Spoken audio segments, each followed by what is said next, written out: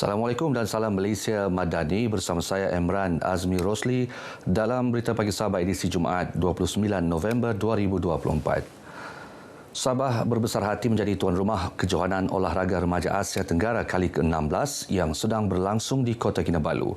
Ketua Menteri Datuk Seri Panglima Haji Jinor berkata, kejohanan itu memainkan peranan penting dalam meningkatkan prestasi sukan olahraga serta mempromosi persahabatan antara para peserta. Datuk Haji Ji berucap merasmikan kejohanan 3 hari ini di Stadium Likas. Teks ucapannya dibacakan Menteri Belia dan Sukan Datuk Elron Alfred Angin.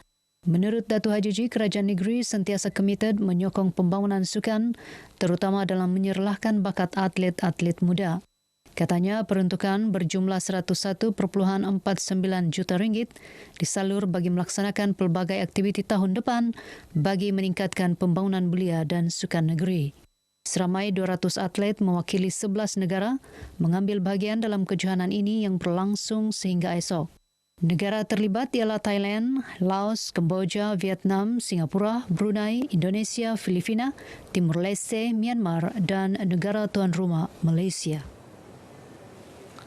Pelajar Sabah yang berjaya melanjutkan pengajian disaran merujuk Portal Tajaan Pendidikan Sabah PTPS jika belum mendapat sebarang tajaan.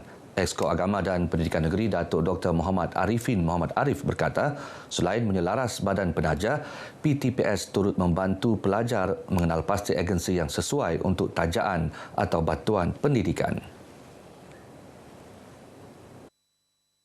Kita ada portal khas untuk beasiswa kerajaan negeri, di sana juga ada Majlis Ugama Islam Sabah, di sana ada Yayasan Sabah, di sana ada inisiatif-inisiatif yang kita sediakan dan di sana juga ada tabung pendidikan negeri Sabah. Portal ini kita satukan untuk memudahkan anak-anak kita di seluruh negara untuk memohon bantuan yang kita sediakan, sama ada beasiswa, pinjaman, dermasiswa, bantuan one-off dan sebagainya. Datuk Arifin yang juga Menteri Sains, Teknologi dan Inovasi ditemui media selepas Majlis Mahaba Exco Pendidikan dan Agama dengan penaja agensi-agensi kerajaan negeri bersama pelajar Sabah di Semenanjung di Auditorium Universiti Teknologi Nasional UNITEN. Saya ingin mengucapkan ribuan terima kasih kepada pihak Kerajaan Negeri Sabah kerana memberi bantuan kepada mahasiswa yang menetap di Semenanjung. Sedikit sebanyak bantuan ini dapat membantu kami khususnya keperluan pembelajaran untuk kami meneruskan hidup untuk menghabiskan ijazah yang kami buat di universiti ini. Saya rasa sangat bersyukur sebab ia dapat membantu saya dari segi pelajaran, contohnya membeli barangan untuk assignment dan keperluan barang untuk saya. Ia dapat membantu mahasiswa yang berasal dari Sabah yang melanjutkan pelajaran di Semenanjung ini untuk terus melangsungkan kehidupan di Semenanjung ini dari segi pemakanan. Dan ini memberikan impak yang positif kepada kami semua selaku pelajar dari segi kewangan untuk makanan, dan bantuan ini saya cadangkan untuk Kerajaan Negeri Sabah memperluas lagi dan memperbanyakkan lagi untuk mendekatkan hubungan antara Kerajaan Negeri Sabah dengan mahasiswa. Lebih 200 pelajar UNITEN, Universiti Putra Malaysia, Universiti Kebangsaan Malaysia dan Universiti Sains Islam Malaysia menghadiri majlis ini. Kesedaran masyarakat Sabah mengenai demensia dan penyakit Alzheimer perlu ditingkatkan. Justru Persatuan Sokongan Penyakit Alzheimer Sabah tampil menganjurkan program kesedaran demensia dan Alzheimer 2024 bersempena Bulan Kebajikan di Dewan Terbuka Kiulu.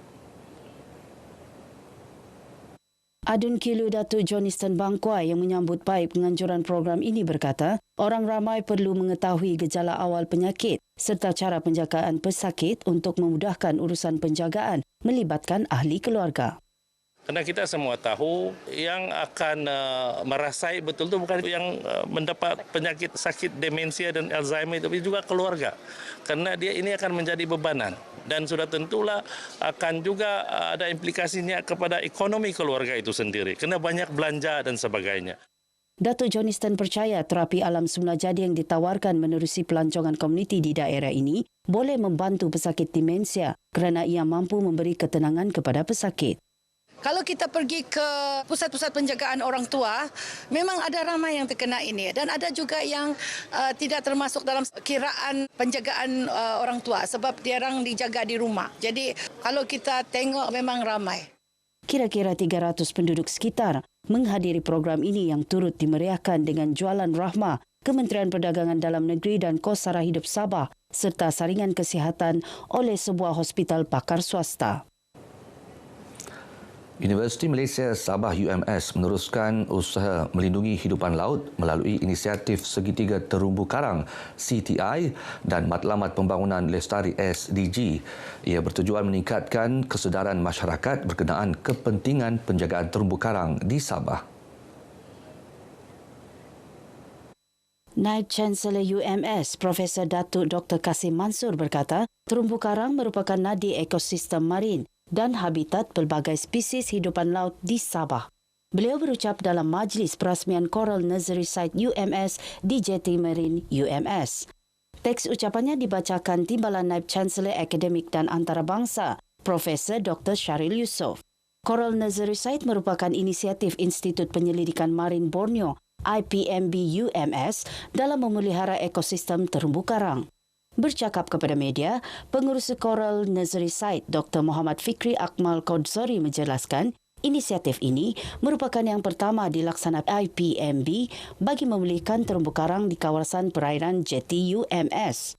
Coral Nursery Site ini merupakan satu program di mana kami meletakkan 10 unit tukun sebagai satu bentuk usaha kepada pemeliharaan dan pemeliharaan ekosistem terumbu karang di mana tukun tersebut boleh dijadikan sebagai substrat kepada karang untuk tumbuh.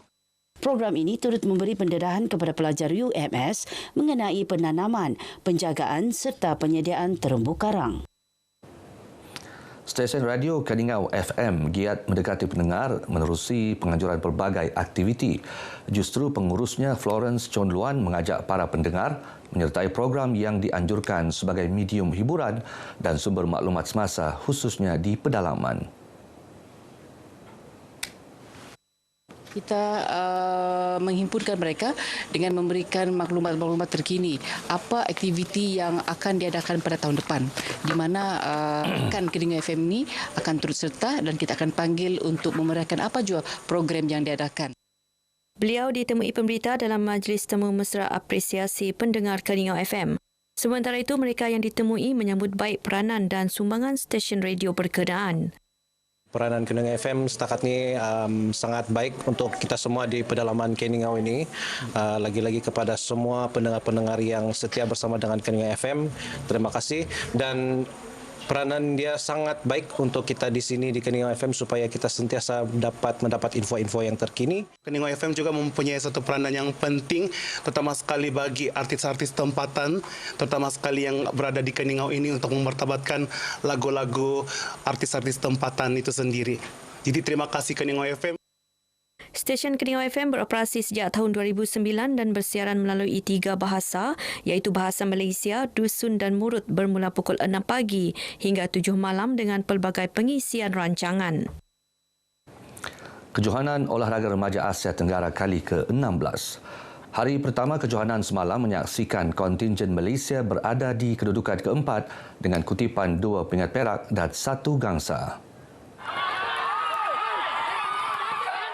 Beberapa atlet yang kita sasarkan untuk acara tertentu yang untuk kita dapatkan emas memang telah bersedia. Apapun kita menunggulah pada hari-hari keesokan dan seterusnya sehingga kepada hari final. Kontingen negara menyasarkan 7 pingat emas dalam kejohanan 3 hari yang berlangsung di Stadium Likas hingga Sabtu ini.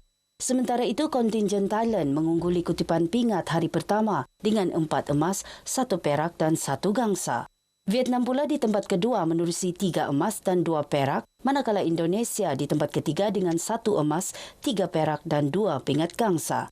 Presiden Sabah Athletics Association SAA, Muhammad Hassan pula mengajak orang ramai sama-sama memberi sokongan kepada atlet negara. Acara ini dihadiri oleh 11 negara. This is the place lah untuk melihat dan dapat satu pengalaman yang mana sebelum ni kalau di Sabah ni tidak pernah acara internasional dibuat. Baik saudara, sekian paparan berita pagi Sabah kali ini. Menyusul selepas ini berita pagi Sarawak. Dari sungai hingga segara, Palestin pasti merdeka.